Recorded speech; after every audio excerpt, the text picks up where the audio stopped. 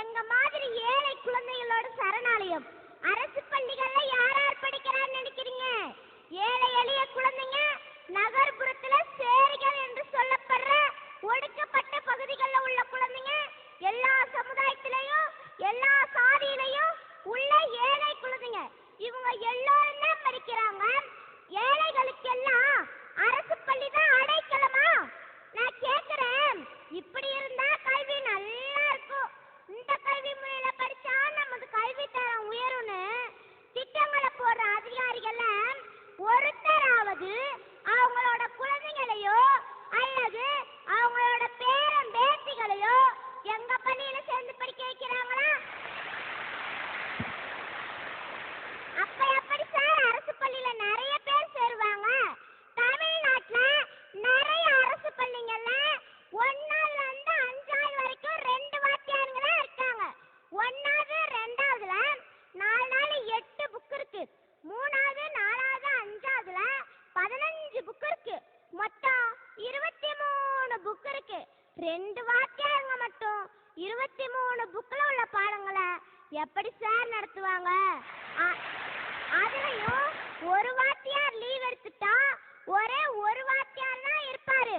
தனியார் பள்ளியில பசங்க குறைவாவே இருந்தாலும் 5 வகுப்புக்கு 5 வாத்தியாருங்க இருக்காங்க.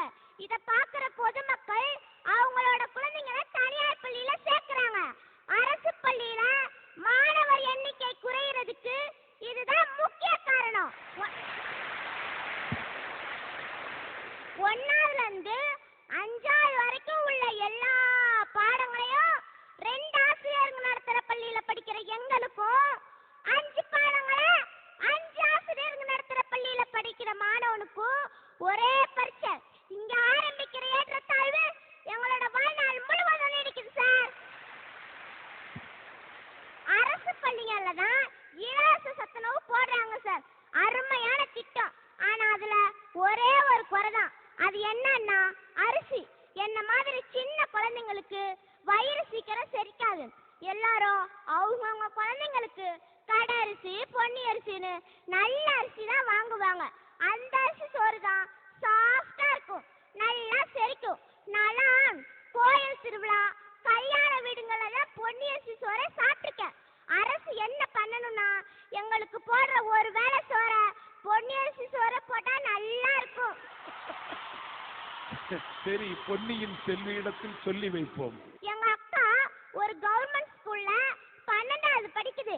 அது எப்போதுமே ஸ்கூலுக்கு போகும்போது தண்ணியும் குடிக்காது, தண்ணி பாட்டில் எடுத்துட்டு போகாது. நான் ஏன்க்கா நீ காலையில தண்ணியும் குடிக்க மாட்டேங்கிற, தண்ணி பாட்டிலும் எடுத்துட்டு போக மாட்டேங்கிறன்னு கேட்டேன். அதுக்கு எங்க அக்கா, நான் மட்டும் இல்ல எங்க ஸ்கூல்ல படிக்கிற நிறைய பிள்ளைங்க இந்த மாதிரி தான் வராங்க. ஏன்னா எனக்கு ஸ்கூல்ல போய் 1 பாத்ரூம்ல வந்தா எங்க ஸ்கூல்ல உள்ள பாத்ரூம்க்கு போகவே முடியாது. அப்படியே போனாலும் சாப்பிட முடியாது. 1 பாத்ரூம்ல வந்தா நானும் என் ஃப்ரெண்ட்ஸுங்களும் அடக்கி வச்சுட்டே வருவோம். இங்க உட்கார்ந்துருக்கவங்கள தைரியம் உள்ளவங்க, துணிச்சல் உள்ளவங்க, செல்வாக்கு உள்ளவங்க. உங்க ஊர்ல உள்ள பெரிய அரசு பள்ளிகளுக்கு போய் அங்க உள்ள பாத்ரூம்களை பாருங்க. நான் சொல்றது உங்களுக்கு புரியும். இதுதான் சார் இன்றைய அரசு பள்ளிகளின் நிலைமை. அதுவும் இந்த கவர்மெண்ட்ல வேலை செய்யற வாத்தியாங்களே அவங்களோட குழந்தைங்கள கவர்மெண்ட் ஸ்கூல்ல சேர்க்கறது இல்ல.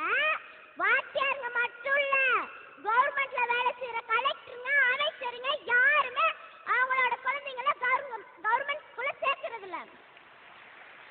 வேலை மட்டும் கவர்மெண்ட் வேலை வேணும், ஆனா அவங்க குழந்தைங்கள பிரைவேட் ஸ்கூல்ல படிக்கணும். இது என்ன சார் நியாயம்? கவர்மெண்ட் ஸ்கூல்ல வேலை செய்யற எல்லாருமே அவங்களோட குழந்தைங்களே கவர்மெண்ட் ஸ்கூல்ல தான் சேர்க்கணும்னு சட்டம் பண்ணணும் சார். அப்பதான் அரசு பள்ளிகளோட தரம் உயரும். இன்னொன்னு என்னன்னா, தனியார் பள்ளியில 1ஆவதுல இருந்து 12ஆவது வரைக்கும் படிக்கிறவங்களுக்கு MBBS BA படிக்க சீட்டு கொடுக்க கூடாது. 1ஆவதுல இருந்து 12ஆவது வரைக்கும் பணத்தை கொட்டி படிக்க வைக்கிறாங்க தானே, MBBS BAலயும் பணத்தை கொட்டி படிக்க வைக்க வேண்டியானே. இதுக்கு மட்டும் கவர்மெண்ட் காலேஜ் கேக்குதோ? அரசு பள்ளியில படிக்கிறவங்க என்ன இலச்சவாயின்னு நினைச்சீங்களா? யோசிங்க. அடி கீர்த்திகா, யோசிங்க, நல்லா யோசிங்க. மொத்தத்தில் நமது அரசு தனியார் பள்ளிகள் மூலமாகவும் அரசு பள்ளிகள் மூலமாகவும் கல்வியை அளிக்கிறது. தனியார் பள்ளிகளில் பணம் கட்டி படிக்கிறார்கள், அரசு பள்ளிகளில் இலவசமாக படிக்கிறார்கள். 12ஆம் வகுப்பிற்கு பிறகு பாருங்கள், அரசு மருத்துவக் கல்லூரி, அரசு பொறியியல் கல்லூரிகளில் தனியார் பள்ளிகளில் பணம் கட்டி படித்தவர்கள் இலவசமாக படிக்கிறார்கள். அரசு பள்ளிகளில் இலவசமாக படித்தவர்கள் தனியார் கல்லூரிகளில் பணம் கட்டி படிக்கிறார்கள். இல்லை என்றால் திருப்பூரிலும் சென்னையிலும் கோவையிலும் கம்பெனிகளில் வந்து செத்துக் கொண்டிருக்கிறார்கள். இதுதான் சார் அரசு பள்ளியில படிச்ச மாணவர்களோட நிலைமை. அரசு, பெற்றோர், வணிக கல்வி நிறுவனம் என பல தரப்பினரிடமும் முடையிட்டு வைக்கிறது எங்களின் எதிர்காலம். பாடங்கள் வகுப்பறையின் 4 சுவர்களுக்கிடையே மனப்பாடம் செய்வதற்கு அல்ல, வாழ்க்கையை வாழ கற்றுக் கொடுப்பதே கல்வி. எங்களின் அனைத்து வகையான திறமைகளையும் வளர்ப்பதே கல்வி. ஏழை பணக்காரர் என்கிற பாகுபாட்டை ஒழித்து ஜனநாயக சமுதாயத்தை உருவாக்குவதுதான் கல்வி. கல்வியின் பண்பும் பயனும் இதுதான். இந்த லட்சியங்களை அடைவதற்கு அனைத்து பள்ளிகளையும் அரசே ஏற்று நடத்தினால் கல்வியில் ஒரு சிறந்த நாடு உருவாகும். கீர்த்திகாவின் கீர்த்தியை காது கொடுத்து கேட்டீர்கள். அரசு பள்ளியில் இருக்கிற அவலங்களை,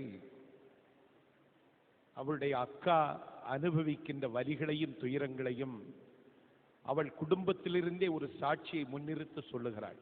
இதை போக்க வேண்டியது அரசனுடைய கடமை மட்டுமல்ல. ஆகவே கீர்த்திகா கவலைப்படுகிறாள். அரசு பள்ளிகளினுடைய நிலைமை அவள் சுட்டிக்காட்டுகிறாள். ஒருவேளை சோறு போடுகிற சோறை எங்களுக்கு பொன்னி அரிசியாக போடக்கூடாதா என்று கீர்த்திகாவினுடைய குரல் வருகிற பொழுது என்னுடைய இதயத்திலேயே ஈரம் ஒன்று இருக்கை போட்டு உட்கார்ந்து விடுகிறது. ஆகவே கீர்த்திகாவின் குரல் நியாயமானது. இது போன்ற பள்ளிகளின் நிலைமையை தலைகீழாக மாற்றுவதற்கான ஒரு சூழல் வருகிற காலத்தில் வர வேண்டும். அதற்கு வரலாறு நமக்கு வழிகாட்ட வேண்டும் என்று சொல்லி கீர்த்திகா எதிர்காலத்தில் இதை சரி செய்யக்கூடிய இடத்தில் அவள் வர வேண்டும் என்று அவளுக்கு வேந்தர் தொலைக்காட்சியின் ஒரு சொல் கேளீர் பேச்சரங்கம் தன்னுடைய வாழ்த்தை தெரிவித்து கீர்த்தியும் நேர்த்தியும் சீர்த்தியும் கீர்த்திகாவுக்காகவே வரட்டும் என்றவளை ஒரு சொல் கேளீர் பேச்சரங்கம் வாழ்த்துகிறது.